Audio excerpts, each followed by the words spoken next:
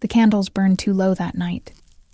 In the grand halls of the French court, silk rustled, perfume lingered, and the sound of laughter echoed against stone walls that had seen too much blood.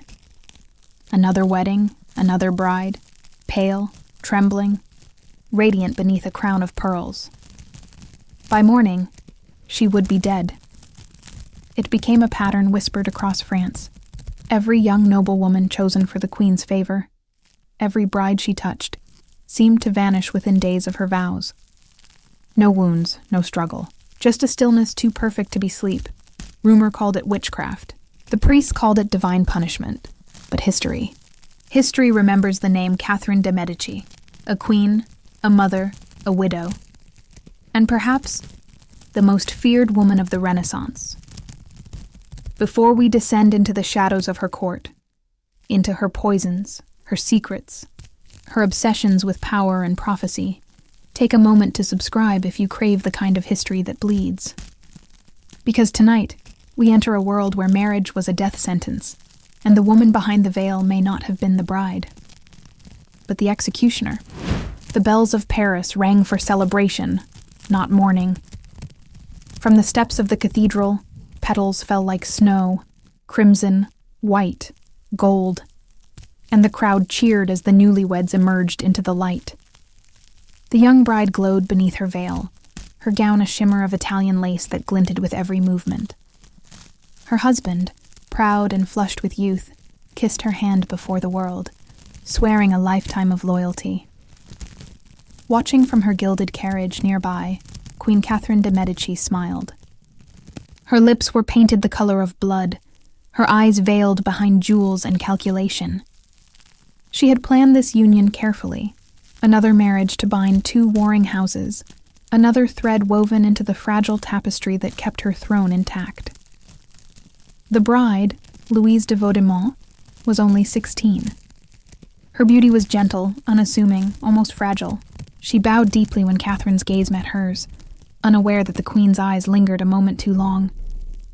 The look was not affection, nor envy. It was assessment, the measuring of a pawn. That night, the palace glowed like a reliquary. Musicians played until their fingers bled. Goblets overflowed. Perfumed smoke curled through the halls, masking the stench of sweat and candle wax. The air itself seemed bewitched. Every nobleman whispered of peace. Every noblewoman whispered of the queen, for Catherine was not a woman easily defined. She had been orphaned, exiled, widowed, and betrayed. Yet somehow she endured. Her enemies called her La Serpente, the serpent, for she struck only when unseen. Others called her the Black Queen, for she favored dark gowns and darker magic. And tonight, her eyes never left the young couple. After the feast, the guests dispersed into corridors heavy with roses and torchlight. The bride, escorted to her chamber, looked almost ethereal, her cheeks flushed with wine, her hands trembling. The air smelled of amber and myrrh. Her ladies-in-waiting undressed her slowly, humming to hide their unease.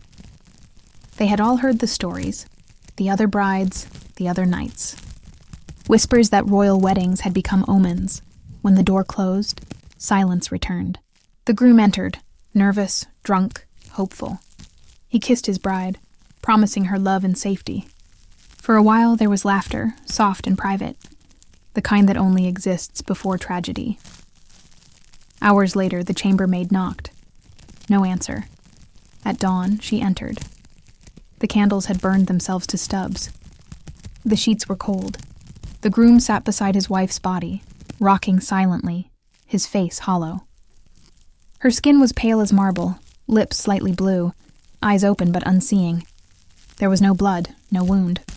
Only a faint scent, sweet and bitter, that clung to her hair. The queen arrived soon after. She stood at the foot of the bed, surrounded by trembling servants. Her expression did not change. She ordered the body to be covered, the room sealed, the priest summoned. When the groom tried to speak, she silenced him with a single glance. "This is not a tragedy," she said softly. "It is God's will." Then she turned and walked away.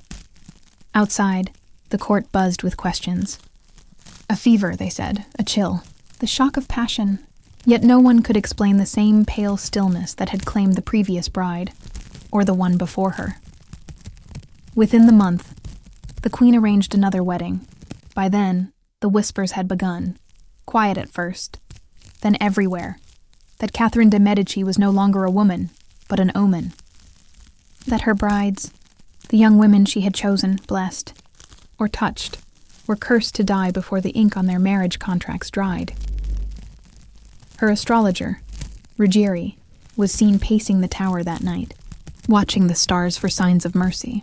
There were none. The queen did not sleep. She sat in her private chamber, surrounded by relics of saints and vials of perfume, the air thick with incense. On her desk lay a single ring, a small token taken from the bride's body. Some said she wore it the next day.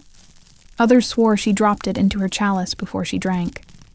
But one thing was certain. Wherever Catherine walked, the scent of almonds followed. And in the French court, that scent had only one meaning: death. The queen's private rooms were forbidden ground.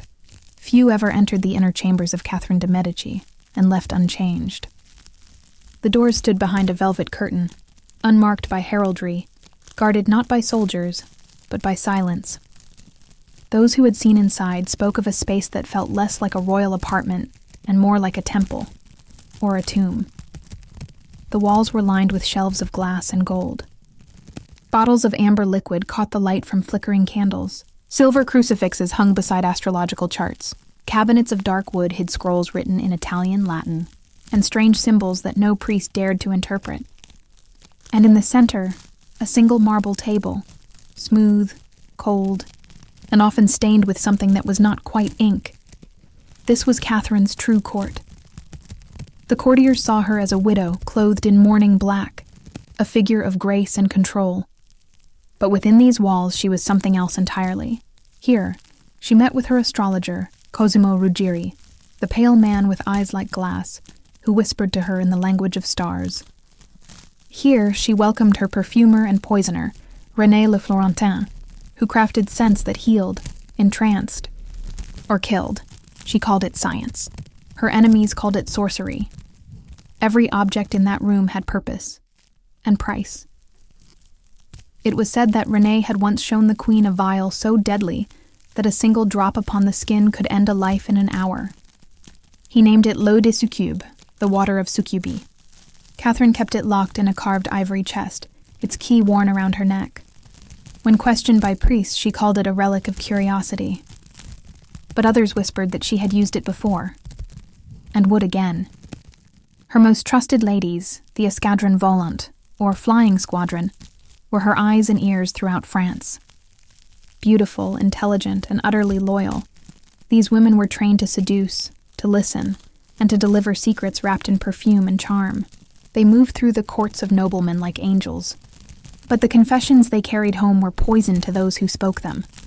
It was said Catherine handpicked each of them herself, measuring not only their beauty, but their obedience. They were her weapons, silent, exquisite, and lethal in ways no sword could match.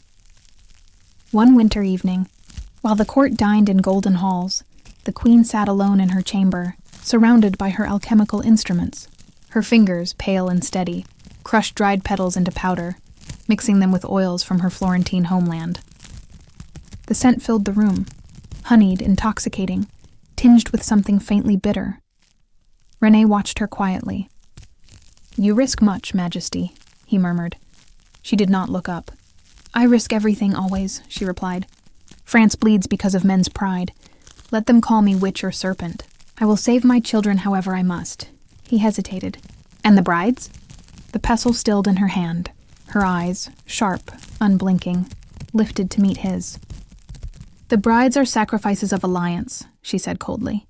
"Some unions are better buried before they bear fruit." There was no cruelty in her voice, only exhaustion. The sound of a woman who had seen too much death to fear adding more to its tally. Ruggieri entered moments later, carrying a parchment inscribed with constellations. "The stars grow restless," he said softly. "Mars turns its face toward you." "Then let him watch," Catherine answered. "He will see a queen who does not tremble." That night, thunder rolled above Paris, though no rain fell. The next morning, another bride was dead. Her name was Marguerite de Lorge. She had married a noble favored by the Guise family, one of Catherine's oldest and most dangerous rivals. The physicians claimed heart failure, the priests said punishment, but the courtiers, with their eager tongues and sharpened fears, whispered only one name: Catherine. In the market squares, peasants told stories of how she kept a mirror that reflected the faces of those marked for death. In the monasteries, monks prayed for deliverance from her shadow. Even the king, her own son, began to look at her with suspicion. She could feel it, the walls of her own power tightening, the air growing colder around her. But Catherine de Medici had survived plague, exile, and widowhood. Fear was a language she no longer spoke. As she stood before her mirror that night, she touched the locket at her throat, the one containing a lock of hair from each of her lost children. Her reflection flickered in the candlelight, for an instant seeming to smile without her. Perhaps it was the trick of the flame. Perhaps not. Behind her, in the stillness of the chamber, a glass vial cracked. Softly, almost like laughter. The scent that escaped was sweet and bitter all at once. Like almonds, like memory, like the promise that this was only the beginning. They called them les mariées du serpent, the brides of the serpent. Each was young, noble, and chosen with care. Each entered the court radiant with hope, their marriages arranged under the queen's watchful eye. And each, within days of their vows, was found pale and lifeless, untouched, unmarked, as though the breath of God had simply withdrawn. The people whispered that Catherine de Medici kept a book of names, a ledger of women whose fates were sealed before they ever walked the aisle. Some said she marked them according to the stars. Others claimed she cast lots of silk thread, white for life, black for death. Only one truth was certain. Death followed wherever her favor fell. The courtiers tried to hide their fear behind smiles and banquets. Yet beneath the laughter, something foul began to take root. Servants refused to enter certain rooms alone. Priests sprinkled holy water in corridors. Even the king's guards crossed themselves when passing the queen's astrologer. For Catherine's power no longer belonged to politics alone. It had become myth. One bride, Elizabeth de Montpensier, had been chosen to seal a fragile peace between warring nobles. She was intelligent, devout, and beloved by all who knew her. On the morning after her wedding, she was found kneeling at her bedside, rosary tangled in her fingers. Her lips were blue. Her eyes, wide open, seemed fixed on something beyond the mortal world. A single glass vial lay shattered beside her. The room smelled faintly of violets and almonds. The physician claimed she had swallowed mercury by mistake. A tonic for her nerves, he said. But no one believed it. Catherine wept publicly at the funeral, her black veil trembling. God tests us through sorrow, she whispered. That night in the palace garden, she was seen walking alone. The moon caught the edge of her gown, black silk, embroidered with silver serpents. Some swore they heard her speaking softly to the statues of angels that lined the path, as if offering them confession. Others said she laughed, but no one approached her. Even her son, King Charles IX, had begun to fear the stillness that surrounded his mother. He called her Madame la Mort, Lady Death, though never to her face. He had seen too much. It was said that Catherine had commissioned her perfumer, René Le Florentin, to create a series of gloves scented with rare oils, gifts for noble brides. They were exquisite, soft as breath, perfumed with roses, jasmine, and something else, something invisible. Within days, 2 more brides who wore them were dead. Their hands, it was said, bore no color, no sign of poison, only the faintest trace of perfume. When one of Catherine's ladies confronted her in private, trembling with accusation, the queen merely smiled. "You think me cruel," she said. "But cruelty is a man's word for a woman who survives." The lady left the next day. Her carriage overturned before it reached the gates. By then, the French court had become a haunted theater, all beauty and rot. The brides walked like ghosts through golden corridors, whispering prayers beneath their veils. Each wedding became a gamble with death, a dance performed for power and fear. And Catherine, serene, untouchable, moved through it all like a conductor of some invisible symphony. But in the quiet of night, when her astrologer had gone and the torches guttered out, she would sit before her mirror and watch her own reflection fade in and out of shadow. Sometimes she thought she saw her dead husband standing behind her, Henri, smiling with the same distant warmth he had shown in life, when she was only a pawn from Florence, married for alliance, never for love. She spoke to him softly. "Do you see, my love? I have kept your line alive." In the mirror, his smile never changed. The next morning, another bride was gone. Paris awoke to the tolling of bells and the murmur of priests. The people called her death an omen, the queen's curse upon those who defied her. But the old women in the markets whispered another story, that Catherine did not kill out of hatred, but out of love, to keep her fragile kingdom from tearing itself apart. Maybe it was true. Maybe every drop of poison was poured for peace. Either way, the serpent had learned to strike without being seen, and soon the whole kingdom would feel her bite. Paris learned the sound of fear. It was the scrape of shutters bolted at dusk, the hissed prayers of mothers over sleeping children, the drum of boots along bridges that once carried only lovers. What began as whispers about brides in velvet chambers drifted outward until it settled over parishes, marketplaces, and garrison yards. France itself felt bewitched, a country that breathed in incense and exhaled smoke. The court tried to pretend otherwise. There were masks, embassies, hunts along the Seine, but beneath the glitter, wounds festered. The realm stood split between Catholics and Huguenots, each convinced the other served hell. The Guise brothers sharpened their daggers with psalms. Protestant captains polished arquebuses with the same grim devotion. Every rumor of a dead bride became proof of the enemy's wickedness, every funeral a banner unfurled. Catherine moved across this chessboard like a shadow stitched to the throne. She had birthed kings and buried them, governed regencies, bartered with dukes whose smiles were snares. She cultivated astrologers and ambassadors with equal care, offering both the same coin: attention. Sometimes mercy. When mercy failed, other currencies were found. Chroniclers would argue for centuries about the balance of those scales, whether she saved France from shattering, or hammered it into a shape only fear could hold. The city wore dread like a second skin the summer the royal wedding was proclaimed. Valois blood and Bourbon hope bound together beneath cathedral bells. Historians would later assign dates and councils to the season, would chart alliances in pamphlets and fragile oaths.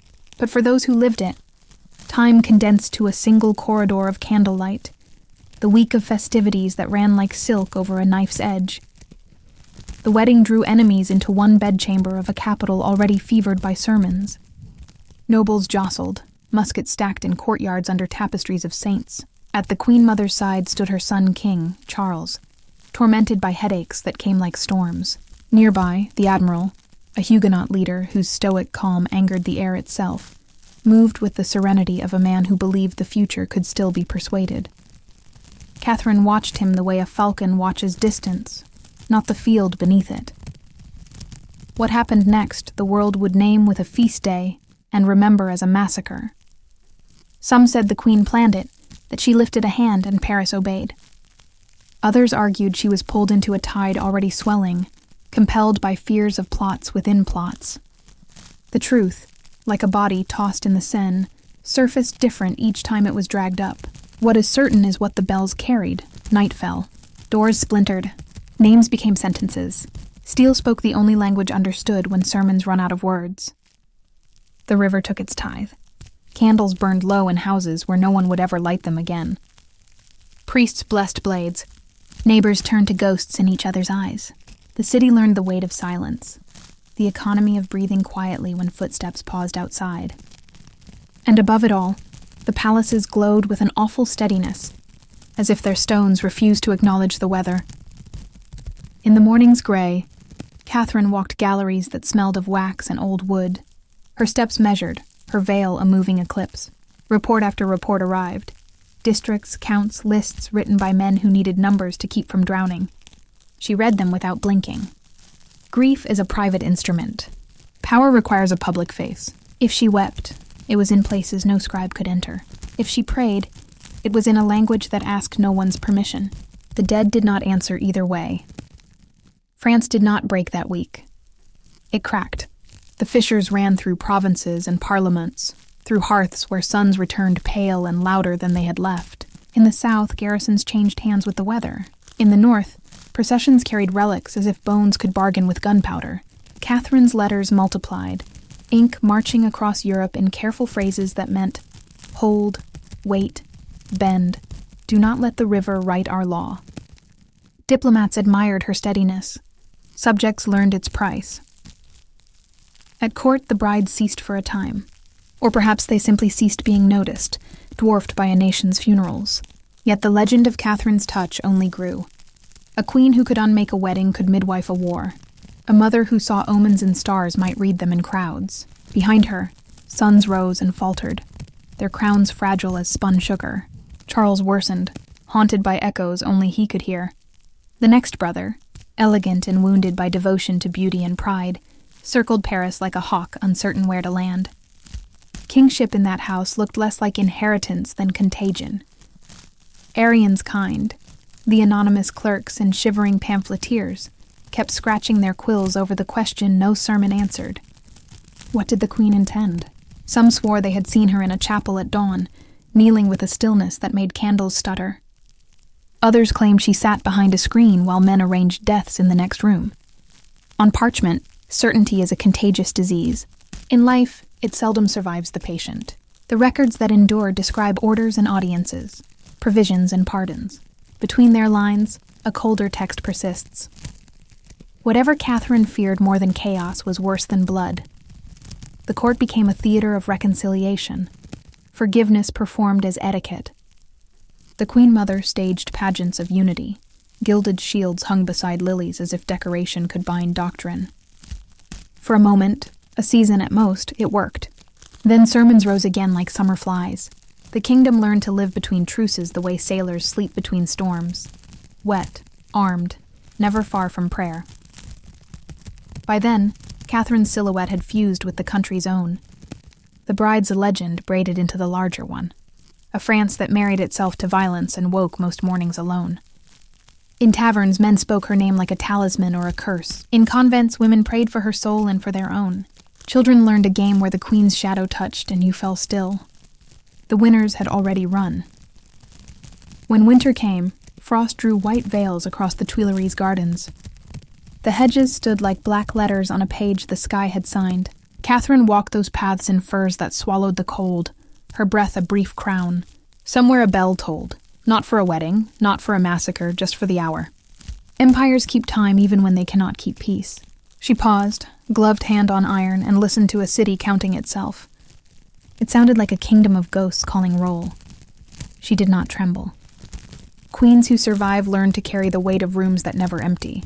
Yet even she could feel it now. The way a house feels rot without seeing it. Power settling into legend. Legend curdling into myth. Myth hardening into a mask no living face can wear for long. And still the question remained. More persistent than rumor, more faithful than prayer. If the brides died for France, what did France live for in return? Time, which forgives kings nothing and remembers queens too well, did its slow and merciless work. Catherine outlived many who named her monster, and some who named her mother. She buried sons who wore crowns like fever dreams. She nurtured others who mistook survival for victory. Courts changed chambers, banners changed hands, and yet her silhouette remained, stitched into the fabric of a country that learned to breathe through smoke. When death finally came for her, it arrived without spectacle. No poison phial rolled from the table. No astrologer cried out beneath a blood-red moon.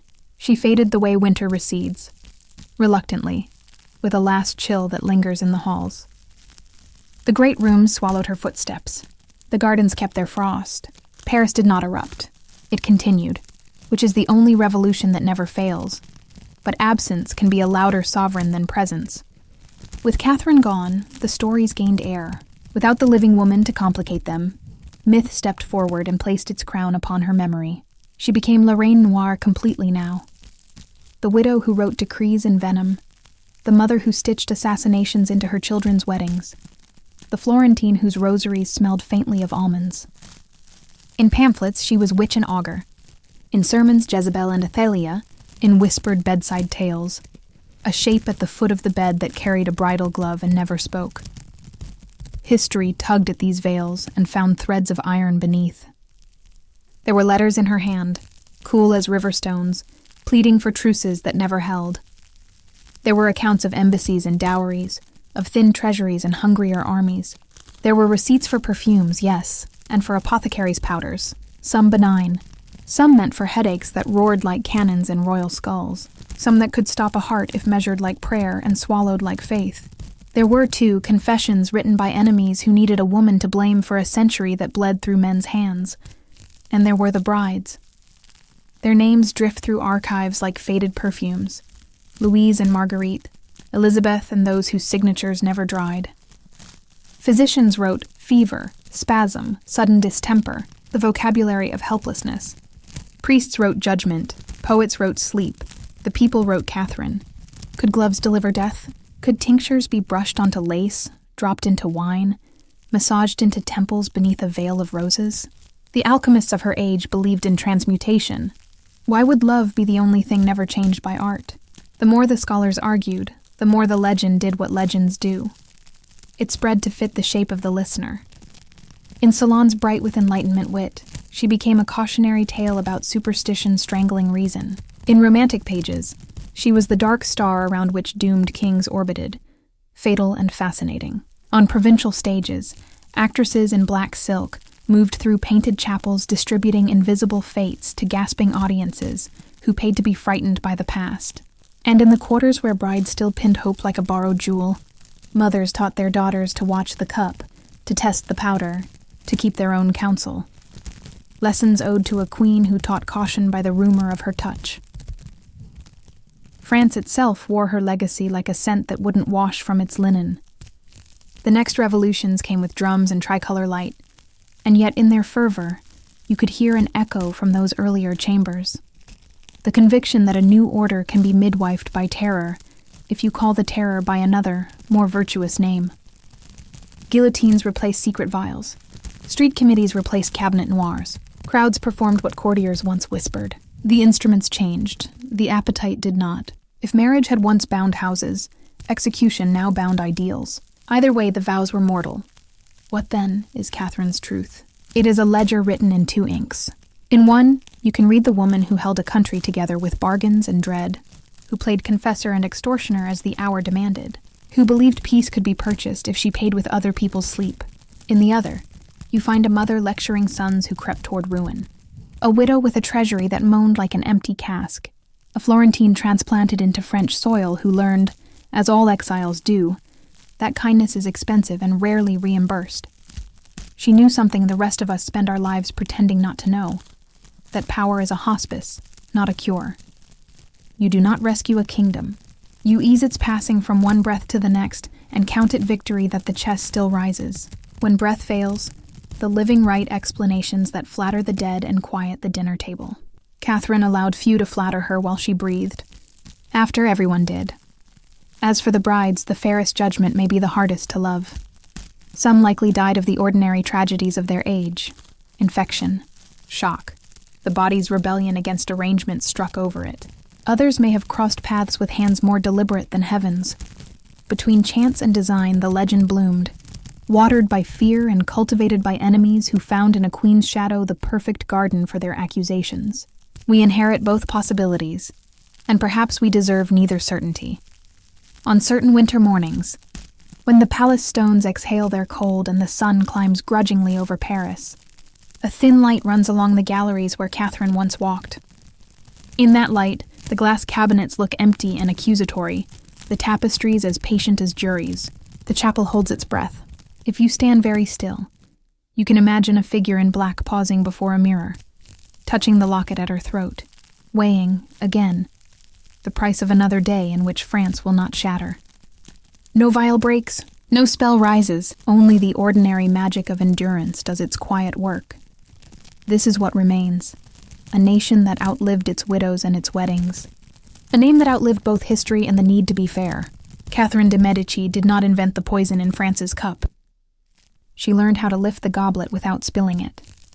We taste it still, in politics that promise order if we'll only overlook the cost, in myths that ask women to be either saints or serpents, in the way we love an explanation that kills mystery, more than we love a truth that complicates blame. The candles burn too low again. Somewhere, bells practice the grammar of celebration and grief. Imagine the queen listening, fingers resting on that carved ivory key that once opened everything and absolved nothing. She would recognize our age. She would call it modern and then call it familiar.